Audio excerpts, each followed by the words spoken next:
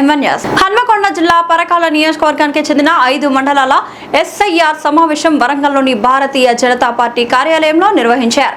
ఈ సమావేశంలో పాల్గొన్న గుజ్జుల ప్రేమేందర్ రెడ్డి మాట్లాడుతూ రాష్ట్రంలో కరువు పరిస్థితులు వచ్చే అవకాశాలు ఉన్నాయని ఆందోళన వ్యక్తం చేశారు. కరువు నివారణకు ప్రభుత్వం ముందస్తు చర్యలు చేపట్టడంలో విఫలమైందని విమర్శించారు.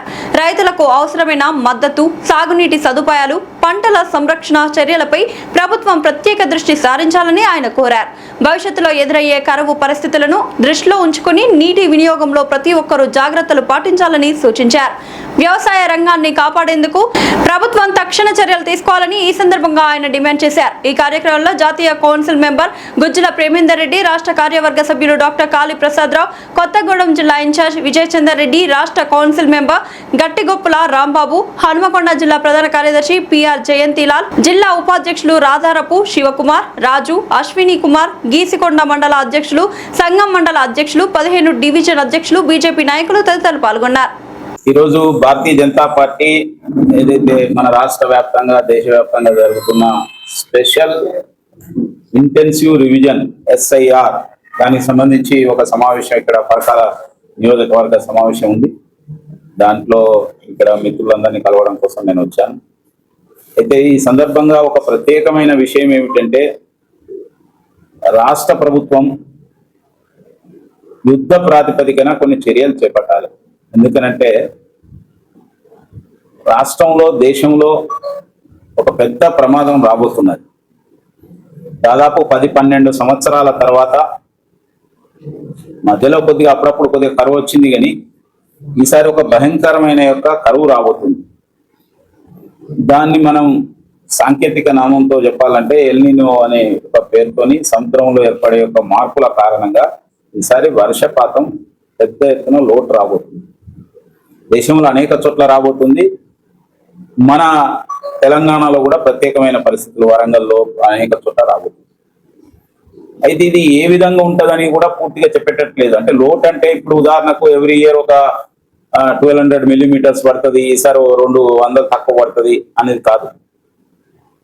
ఆ లోటు ఎంత ఉండొచ్చు. రెండోది, ఒకదానికి మధ్యన గ్యాప్. అంటే ఫర్ ఎగ్జాంపుల్ ఇప్పుడు వర్షం పడుతుంది, విత్తనం వేసిన తర్వాత మామూలుగా అయితే 1 వారం రోజులు గ్యాప్ ఉంటుంది, మళ్ళీ వర్షాలు వస్తాయి. కానీ అది 4 రోజులు అయిపోయింది అనుకో, ఖతం అయిపోయింది. కాబట్టి ఏ పరిస్థితి కూడా ఇవాళ శాస్త్రజ్ఞులు కూడా చెప్పలేని పరిస్థితి ఉంది. అయితే దీన్ని రైతులను, ప్రజలను కాపాడడానికి, ఆహార పదార్థాలు కానీ వ్యవసాయాన్ని కాపాడడానికి చాలా వేగవంతమైన చర్యలు చేపట్టవలసిన అవసరం ఉన్నదని కేంద్ర ప్రభుత్వం ఒక లెటర్ రాసింది ఇప్పటికే రాష్ట్ర ప్రభుత్వానికి. కానీ రాష్ట్ర ప్రభుత్వం దానిపైన ఎలాంటి చర్యలు చేపట్టిన సూచనలు కనిపిస్తలేవు. మామూలుగా రోజు రాజకీయాలే మాట్లాడుతుండే వ్యవసాయ శాఖ మంత్రి కానీ, ముఖ్యమంత్రి కానీ ఇలాంటి విషయాల మీద ప్రాధాన్యత ఇస్తున్నారు. కానీ నిజంగా రాబోయే ముప్పును ఎట్లా ఎదుర్కోవాలి, ఎందుకంటే ఇది ప్రకృతి. ఇది కేవలం ఎవరి కారణంగానో, ఒక పార్టీ కారణంగానో, వ్యక్తుల కారణంగానో, ఇంకే యొక్క ప్రభుత్వాల కారణంగానో వస్తలేదు. అప్పుడప్పుడు వస్తుంది. మనం చూసినాం 2002లో 4లో భయంకరంగా వచ్చింది. అప్పుడు చాలా ఇబ్బందులు ఏర్పడ్డాయి. దాని తర్వాత నాకు తెలిసినంత వరకు 2004-9 తర్వాత 14 నుంచి అసలు మనకు ఈ కరువు అనేది అనిపించలేదు. కొద్దిగా వచ్చినా కూడా అంత పెద్దగా లేదు.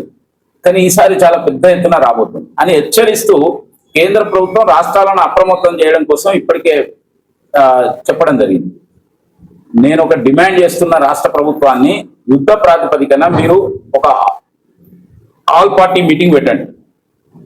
రాష్ట్ర స్థాయిలో ఆల్ పార్టీ మీటింగ్, తర్వాత వివిధ రైతు సంఘాలను, వ్యవసాయ శాస్త్రజ్ఞులను, కొంతమంది ఎవరైతే ప్రోగ్రెసివ్ రైతులను పిలిచి దీన్ని ఎట్లా ఎదుర్కోవాలనే ఒక దీనిపైన చర్చించవలసిన అవసరం. కేంద్ర ప్రభుత్వం ఇష్యూ చేసిన గైడ్ లైన్స్ విషయంలో ఆలోచించాలి. అదే ఆ తర్వాత జిల్లా వైజ్ గా కూడా దీని గురించి ఆలోచించాలి. టైం లేదు, ఆల్రెడీ June 4th వచ్చేసింది. ఈ పాటికి మనకు June 1st week లోనే వర్షాలు వస్తూ ఉంటాయి మామూలుగా. అలాంటిది ఇంతవరకు ప్రభుత్వం మొద్దు నిద్రపోతున్నది.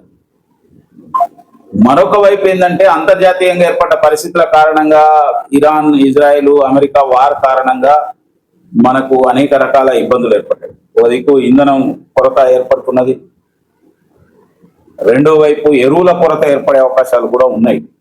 కేంద్ర ప్రభుత్వం అనేక జాగ్రత్తలు తీసుకొని ఏర్పడకుండా ఉండే ప్రయత్నం చేస్తున్నాయి. కానీ అయినప్పటికీ ట్రాన్స్పోర్టేషన్, ముఖ్యంగా గల్ఫ్ కంట్రీస్ నుంచి ఎరువులు తయారయ్యే యొక్క ముడి పదార్థాలన్నీ కూడా అక్కడి నుంచే ఉన్నాయి కాబట్టి, రసాయనిక ఎరువులు. అందుకోసం ఈ రెండింటి విషయంలో కేంద్ర ప్రభుత్వం ఏం చెప్తున్నది, రాష్ట్రం ఏం చేయాలి అనే దానిపైన కూలంకుషంగా చర్చించి మనకు లోకలైజ్డ్ గా ఒక ప్లాన్ ఏర్పాటు చేసుకోవాలి. స్టేట్ ప్లాన్, జిల్లా ప్లాన్ కూడా. ఎటువంటి పంటలు వేయాలి, ఇప్పుడు వరి వేస్తే పరిస్థితి ఉంటుంది, తర్వాత వేరే పప్పు దినుసులు కానీ మిగతా ఎలాంటి పంటలు వేయాలి, ఎంత డ్యూరేషన్ వేయాలి, ఏ విధమైన సమస్యలను ఎదుర్కోవడానికి ఇంకేమేమి తెలియదు. ముఖ్యంగా త్రాగునీరు సమస్య కూడా చాలా చోట్ల వచ్చే అవకాశం ఉంది. ఈసారి మనం చూస్తున్నాం భయంకరమైన ఎండలు, 46, 47. నేను ఇన్ని సంవత్సరాలను చూస్తున్నా, నేను విద్యార్థి దశ నుంచి చూస్తున్నా, ఇప్పుడు వచ్చినంత ఎండ నాకు ఇంతవరకు ఎప్పుడు కూడా ఆ విధంగా కనిపించలేదు.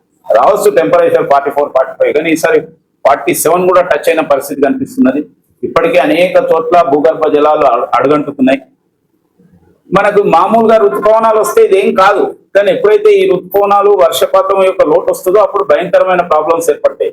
కాబట్టి ఎక్కడెక్కడ నీటి వనరులు ఉన్నాయి, ఏ విధంగా వాటిని వినియోగించాలి, తర్వాత ప్రజలకు పొదుపు విషయాలు ఎట్లా పెట్టాలి, ఇవన్నీ కూడా ప్రభుత్వాలు చర్యలు తీసుకోవాలి. ఉన్నదే యంత్రాంగం. కష్టాలు ఎప్పుడైనా వస్తాయి, కష్టం వచ్చినప్పుడు దాన్ని ఎదుర్కోవాలి. కష్టం వచ్చినప్పుడు దాన్ని ఒక ప్రజలు ప్యానిక్ కాకుండా, అంటే ప్రజలు భయాందోళనలకు చెందకుండా వాళ్ళకు తగిన యొక్క ధైర్యం చెప్పవలసిన అవసరం ఉంది. కాబట్టి వెంటనే తీసుకోవాలని చెప్పి భారతీయ జనతా పార్టీ పక్షాన్ని నేను డిమాండ్ చేస్తున్నా. నేను రాష్ట్ర కిసాన్ మోర్చా కూడా మొన్నటి వరకు ఇన్ఛార్జిగా ఉన్నాను. కాబట్టి ఈ విషయాలలో ఇది చాలా అవసరమైన విషయం. అన్ని పార్టీలను ఐక్యం చేసి, అన్ని రైతు సంఘాలను ఐక్యం చేసి ఆలోచించవలసిన అవసరం ఉన్నది. ఇది ముఖ్యమంత్రి గారు మరి మిగతా రాజకీయాలు, మిగతా విషయాలన్నింటినీ పక్కకు పెట్టి దీని మీద తీసుకోవాలని చెప్పి నేను కోరుతున్నా. రెండోది, ఇప్పుడు అనేక చోట్ల ధాన్యం కొనుగోలు విషయంలో ఇప్పటికే లేట్ చేశారు. మొక్కల కొనుగోలు ఇవన్నీ చాలా ప్రాబ్లమేటిక్ చేశారు. అయితే ఇవాళ రాబోయే ఆహార పదార్థాల కొరతతోని వీటిని మనం సరిగా ఉపయోగించవచ్చు. కాబట్టి ప్రభుత్వం దాన్ని కొని కనుక సరి అయిన విధంగా నిల్వ చేస్తే రేపు మనకు ప్రాబ్లం వచ్చినప్పుడు రిలీజ్ చేయడానికి అవకాశం ఉంటుంది. కానీ ప్రభుత్వం అట్లా ఆలోచించకుండా ఒక నిర్లక్ష్య వైఖరితోని ఒకవైపు కళ్ళనే ప్రజలు, రైతులు నష్టపోయే పరిస్థితి తీసుకొస్తున్నారు. మిగతా నేను ఇప్పుడు రాజకీయాలు మాట్లాడదలుచుకోలేదు, ఎందుకంటే నిజానికి రాష్ట్ర ప్రభుత్వం యొక్క నిర్లక్ష్య వైఖరి, చెప్పిన మాటలు చేయకపోవడం, అనేక వాగ్దానాలు నెరవేర్చడంలో వైఫల్యం చెందింది.